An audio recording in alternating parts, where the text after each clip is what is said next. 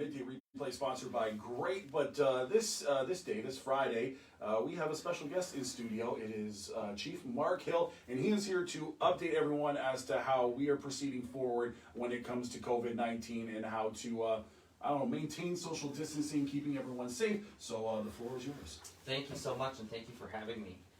So Scano, Sego, and good morning, Six Nations members, or rather good afternoon now. I hope this message finds you at home, safe and healthy. I would like to begin by providing an update on the numbers of our COVID-19 cases. To date, we have had 11 positive cases, 8 that have been resolved, 1 death, and 2 active cases with over 400 tests completed.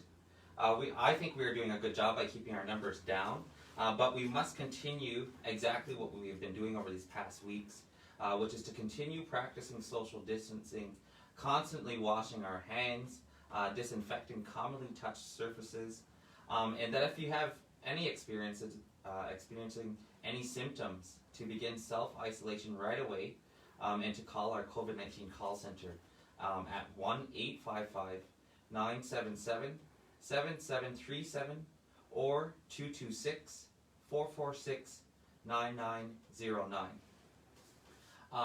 The next update I would like to provide is on our new vehicle ID system, which will be happening at the checkpoints. Some of you may have already received in your mailbox a brown envelope, which includes a letter on what to expect at the checkpoints, along with one ID pass. It also has further information for community members requiring additional passes for other vehicles or drivers, and or for members living off the territory. Again, please note that what we're doing in terms of the 4 community members requiring those additional passes, or for members living off the territory, we're having 3 dates. It's going to start this Saturday, May 2nd, into Sunday, May 3rd, and finishing on Monday, May 4th from 9 a.m. till noon at the Six Nations Bingo Hall. So you can come and pick up your additional passes as well there. And that you would need to bring your status card or your Haudenosaunee ID cards in order to get those. Essential services and deliveries can also pick up their vehicle IDs at the same time and location, again at the Six Nations Bingo Hall parking lot, Saturday, May 2nd, Sunday, May 3rd, and Monday, May 4th from 9 a.m. till noon. And if you have any questions, that you could please call 519-717-6639, or to email the contact page on our COVID-19 website at sixnationscovid19.ca. One note that I wanted to make that I didn't mention on my earlier show to CKRZ is that with the barcodes that are on our passes, that there's absolutely no personal data or information on these barcodes, and that they're basically only used when scanning, that when it comes up for a scan, that it basically states that you're a Six Nations resident. So again, I want to make that clear, that with the barcodes, that there's absolutely no personal data or information attached. Some of the things that you can expect at the checkpoints: one, that all Six Nations band members are allowed on and off the territory, regardless of residency, and that their vehicle ID must be visible on the dashboard. 2, that barcode random checks may occur, and again, just to reiterate the fact that there's absolutely no personal data or information related to the barcodes. And that 3, if there are 3 or more individuals in a vehicle, that further checks may occur, including presentation of a status card of each passenger. The barcodes and status cards will be checked through the window, and that anyone making a delivery will need proof of an invoice or work order, regardless of what type of delivery that is. We also ask everyone to please slow down and respect each of the checkpoints as we move forward. Again, we were having some issues and concerns regarding people speeding up to the checkpoints, so we ask that you respectfully slow down when approaching the checkpoints. Again, for community members, and I'd like to reiterate this point again, from Saturday, May 2nd to Monday, May 4th, from 9 a.m. till noon, at the Six Nations Bingo Hall parking lot, community members can come who are requiring additional passes for their other vehicles or drivers, as well as members living off the territory. In regards to businesses requiring passes for non-resident employees, again, we're asking if you could contact our hotline number at 717-6639, and that further details on receiving those passes can be worked out through those channels. So that is the update specific to the new vehicle ID system.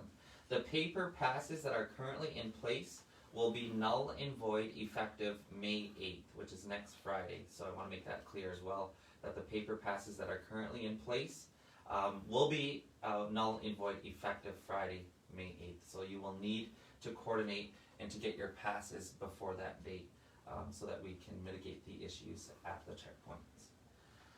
The other area that I wanted to just touch on is in regards to the potential extension. We are looking at that extension for our water and sewage services for our members. So I'm asking that you stay tuned to the next edition of our newsletter and continue to follow our social media platforms for further information, as well as to continue listening here on our radio shows and updates.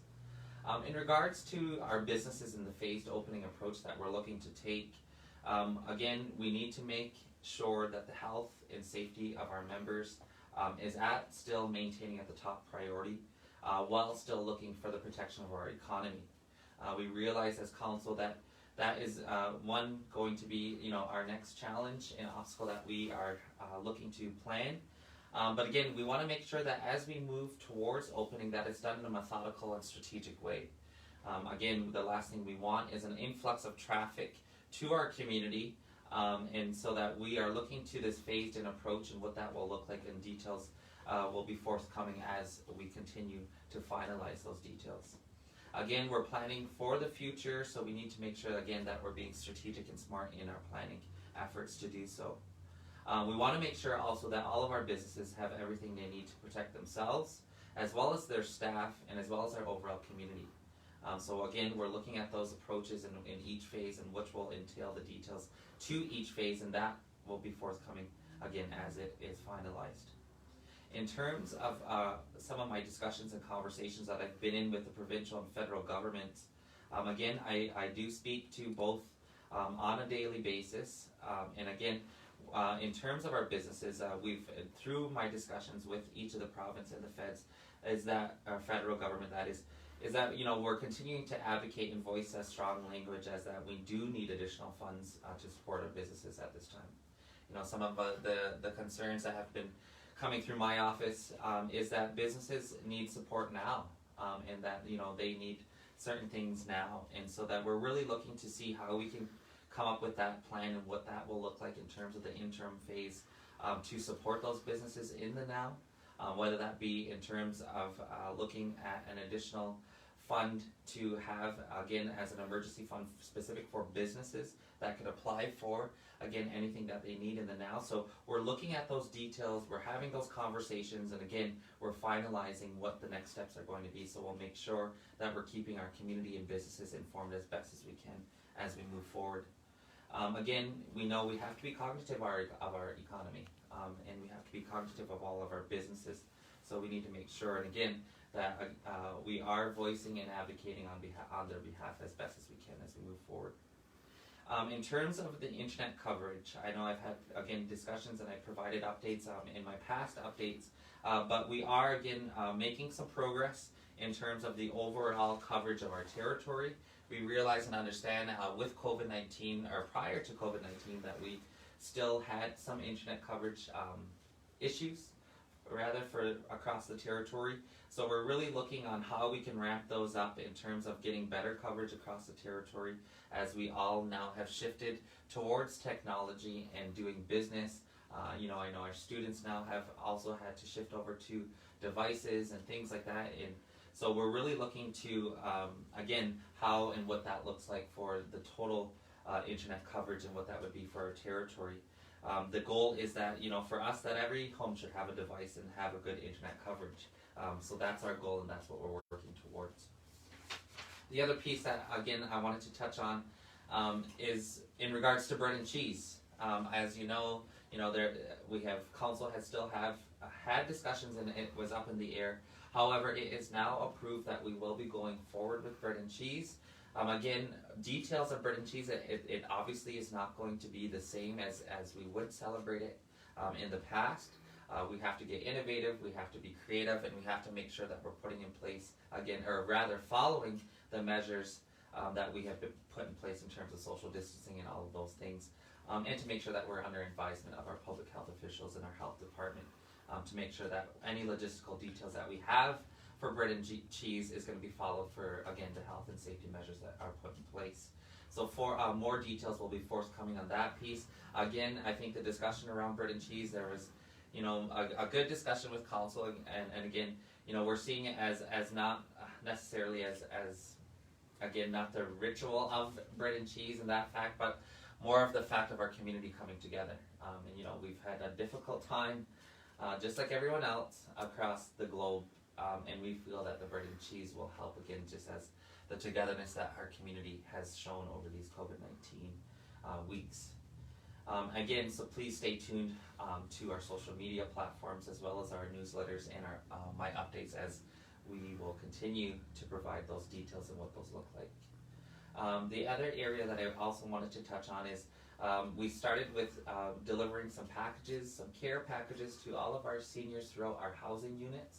Our council felt, you know, it was very important that we're checking in on our seniors and our elders and making sure that, you know, that they're okay during this difficult time. So I just wanted to put that we will continue to check in and make sure that our seniors and elders are okay during this time. If they need anything, if they, you know, our food programs, our any water or services and things like that, you know, we want to make sure that they're taken well care of during this difficult time. So we'll continue to do so in the beginning of next week as well, to make sure we're getting to as many as seniors and elders in our community in delivering these care packages. In terms of, I wanted to give a huge shout out and thank you to all of our front lines, as well as our police, fire, ambulance, everybody who have been working diligently and around the clock, as today is First Responders Day. And again, we wanted to give and show our huge thanks and nyawa to each of those individuals, as well as showing them our sincere gratitude to all of the work that they're doing for us to keep us safe. I also want to acknowledge too all of our security at the checkpoints. Again, you know, it's a difficult job, and so I ask again that we continue with a good mind and with that respect for everybody as we move forward in this COVID-19 crisis. The other piece, again, that I wanted to just touch on, and just to reiterate the fact, I know I did speak with the owner of Nighthawks, is again with the barcodes. I just want to stress again the importance of that no personal data or information is attached to those. It is simply when it is scanned, and if it is scanned, is not saying that all are going to be, but if and when they may occur, that is simply when they're scanned that it comes up as a Six Nations resident. That is only the information that it comes up. So there's nothing in regards to any personal data or information, to be clear on that. Again, I just want to thank you to all of those community members, businesses, and organizations who have donated over these weeks and have supported our response to COVID-19. You know, I think this is an important time where we've seen our community come together and really show each other how we can come together and really watch out and look out for each other. So I really want to thank each of those community members, businesses, and organizations for their donations and in-kind contributions. I think another piece, again, I just wanted to reiterate is, you know, as we continue to move forward, we want to continue to update and make sure that our community is informed with any decisions that are being made, either through the emergency control group or council as a whole.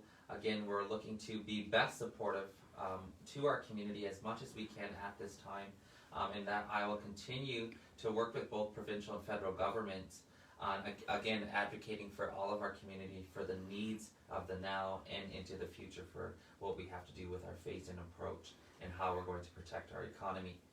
So again, I hope this message and information again is updated to the best of my knowledge, and will continue to do so on a weekly basis.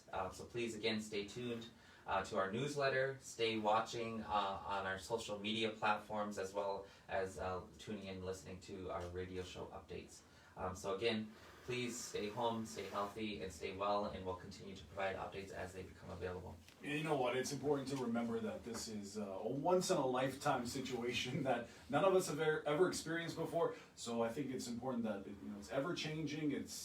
We don't know what to do. It's a day-by-day approach. So practicing understanding and patience is also very important as we deal with this. That's a really good point. And again, I want to thank each of our community members for continuing to again practice their cooperation and patience with us during this difficult time. Absolutely. Thank you, Chief Mark Hill. We're going to get back to the music.